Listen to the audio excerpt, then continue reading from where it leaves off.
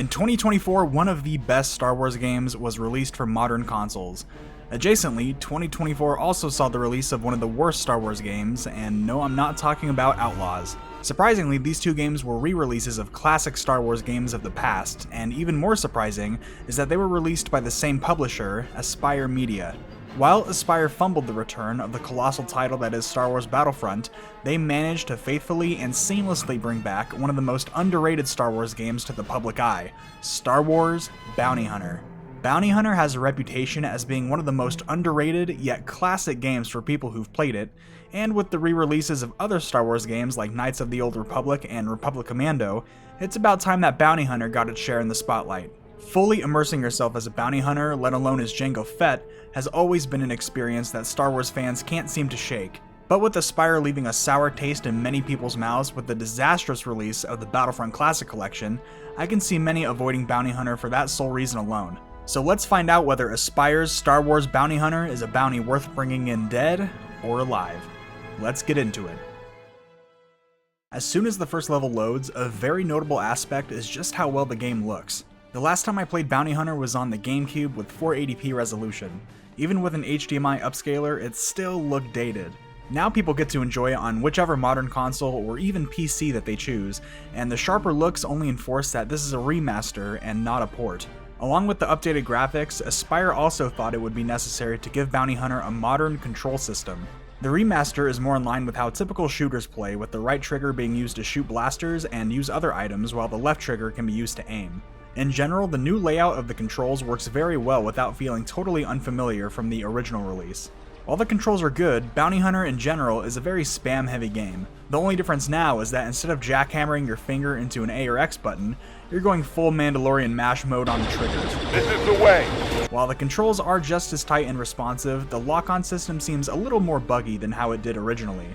In retrospect, it feels like a more archaic version of Dark Souls, how you can lock onto one enemy at a time and switch between other enemies freely. While functionally it's the same in the remaster, sometimes the lock-on just doesn't work when you use it, and at other times it bugs the camera out and feels like the game doesn't know what it wants to do.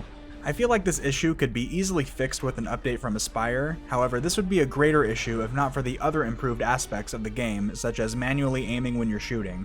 On the GameCube, it was kind of awkward aiming, moving, and shooting all at the same time, but here, thanks to the updates to the controls, it's very smooth. Actually, right after I wrote that, I went to go replay the GameCube version, and yeah, you can't actually move while you aim. It's literally not possible, so yeah, this is a new addition to the remaster. I found myself going into this mode more often just because it was improved so much. Not to mention the sort of auto-lock that Jango has is fantastic, and he'll sometimes target two enemies at once. These minor yet impactful changes will help how you tackle what this game has to offer, which is actually a very challenging experience. The game is split into 6 chapters and has 3 dedicated levels for each one.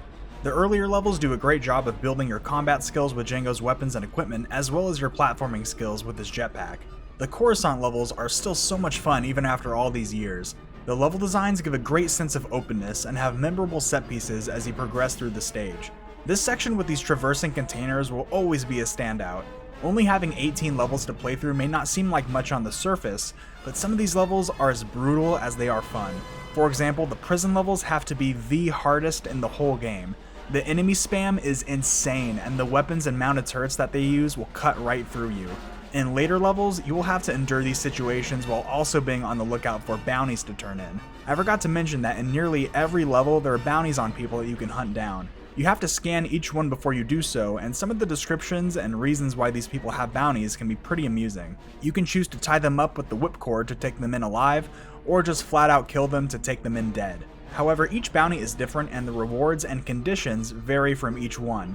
Trying to scan and find the bounties while dodging blaster fire from every direction is a challenge all on its own. Thankfully, if you want to completely ignore them and just go through the level, you can without any punishment, though you will miss out on some neat collectibles and secrets. Selecting the scanner to use on the bounties is actually an aspect that I think could have been improved a little more in the remaster. The scanner should have had its own dedicated button. You have to cycle through all of Jango's equipment just to find it. I think that the game could have benefited greatly from a weapon wheel similar to how it is in Grand Theft Auto V and other similar games. The scanner itself, however, did receive an improvement. Using it now slows down time, and you can pull off some super hot level dodges with it. It makes bounties easier to pick out from the fray and is fun to play around with. After beating the main story, going back to collect every bounty adds a great deal to the replay value. Even if the in-game secrets and collectibles don't interest you, the remaster now comes with achievements and trophies that you can work towards too. Playing through on your first time though, you may just notice how charming and full of flair the game is. Now, I'll be the first one to say that the time that this game takes place in, between episodes 1 and 2, isn't very interesting. However, telling a smaller scale story about how Django becomes the template for the clone army is interesting, especially because many of the characters that are featured here either never return or just make small appearances. What really stands out is the dialogue and the interactions between them. The villain that you'll be running into the most is Montross, who acts as a rival for Django. Every time they meet, they have a little back and forth and sometimes seem like they just need to kiss and get it over with. I see you're still on the hunt, Django. And you're still letting me do all the work. And he's also voiced by Mr. Krabs, Clancy Brown. Actually, all of Bounty Hunter's voice actors are top-notch. Django is of course voiced by Temuera Morrison, and even Leanna Walsman reprises her role as Zam Wessel, Wessel. Yeah, I don't think I'll ever get used to that. Then there's Roz, who's the only Toydarian that I can think of who's even semi-tolerable. But she is so much more than that. She acts as Django's girl in the chair, or the person in the background who's always helping him out with intel and stuff. I love their interactions that they have, and she's about the only person whose opinion Django respects. Sorry, Django. I'm getting a lot of interference. Must be the asteroids. Either that or I'm losing my hearing already. Well, you've still got your looks. Oh, you are a smooth one. I also wanted to point out that one of her hats is a shoe. Like a real-world high heel. And hey, I noticed this thanks to the improved graphics. You can even run into characters that you already met that you would think would never show up again. Like Miko, who you capture in the first chapter. I had no idea that you can actually find him later on in chapter 3 trying to break out of the prison. But it's not just the central characters. There are side characters all over the place that have memorable lines, and it makes the cutscenes that they are in engaging.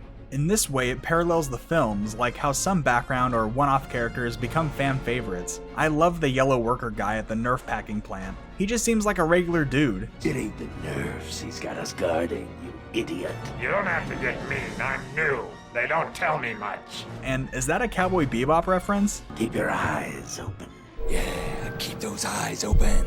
Even the regular grunt enemies have crazy death animations, and sometimes they can even do the Wilhelm scream. I mean, people get messed up in this game. They could just fall over and go blah, but sometimes they do flips and spin around like 30 times in the air. Basically, it's just fun to kill people. And Star Wars Bounty Hunter. Every level brings something memorable to the table, and each one is filled with great platforming, story elements, and challenging enemies. Whether it's an angry Trandoshan or a vicious Nexu flying out from the abyss to maul you, you'll find no shortage of things that will keep you on your toes. I want to keep this video fairly spoiler-free, but it also fixes a huge glitch that I personally ran into when I first reviewed this game on my channel. Near the end of the game, there's a cutscene that features Django getting captured by the central antagonist, Kamari Vosa, where she gets overtly sexual with him and torments him. Come on, Bounty Hunter. Me. This cutscene triggers at the end of the level, but on the GameCube, it just got skipped entirely, or at least on my playthrough it did.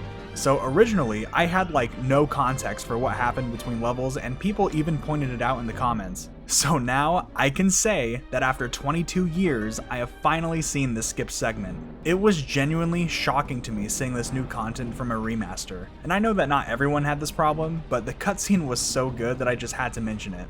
On the topic of Kamari Vosa, did LucasArts base Vosa off Ventress, or did they base Ventress off of Vosa?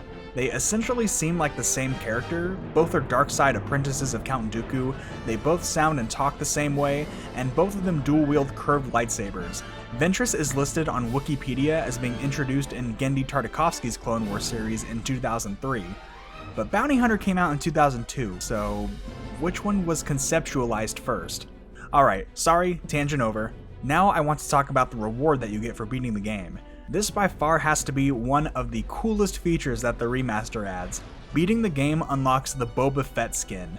It even changes to the skin in the in-game cutscenes. This is a purely cosmetic unlock, but this is a great way to replay through the game if you're trying to 100% it and collect all bounties and secrets. And while I know that looking at the Wizards of the Coast trading cards might not be that cool, looking at all the bonus outtakes that the developers made is pretty funny.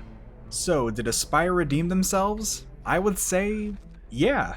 A remaster is supposed to take the original game and improve upon it in every way. Graphically and mechanically, I would say that they knocked it out of the park. They take a classic Star Wars game and reintroduce it to a modern audience. It really is night and day when comparing it to the classic collection. And of course it isn't perfect. There are some things that are a little buggy, like with the locking on, and they still can make using the sniper good. The section where you have to guide Zam on Malastair is still the most boring and tedious section in the whole game, although it's not as bad thanks to the improved graphics. My biggest nitpick, and this is a big one, is that out of all the sound effects that they could have changed, they had to change the one where Jango knocks down the grates after cutting through them. For whatever reason, this sound effect was as synonymous with the game as much as Jango is with his dual blasters. In the original, it sounds like it has some weight to it and lands on the ground with a heavy booch. But now it sounds like Jango is just kicking through a cardboard box. It's a bad nerf, but really if this is what I'm mentioning when compared to the remaster as a whole, it's pretty minute and inconsequential to the overall quality of the game. Oh, and plus the price, it's only $20. Yeah, no $40 bullshit like with the Battlefront Classic Collection. It knows what it is, it's a fun remaster of a platform shooter from 2002, and $20 is totally justified. So if you've never played this game and are interested in checking it out, I would highly recommend it. It's a banger from Aspyr, and it's a banger of a Star Wars game. Thank you LucasArts, and thank you Aspyr for making this classic title available for a new audience to enjoy. If you've already picked up a copy of Bounty Hunter, let me know what you think about it in the comments below. And if you enjoyed the video, please take some time to hit the like button or share it with someone who has been on the fence about getting it. Or if you're inclined, please consider subscribing, I would love to have you as a viewer. But whether you decide to pick up Bounty Hunter, leave a like, or subscribe, you don't have to do any of those things. What you do have to do is have a nice day. Thank you, and I'll see you all next time. Bye bye.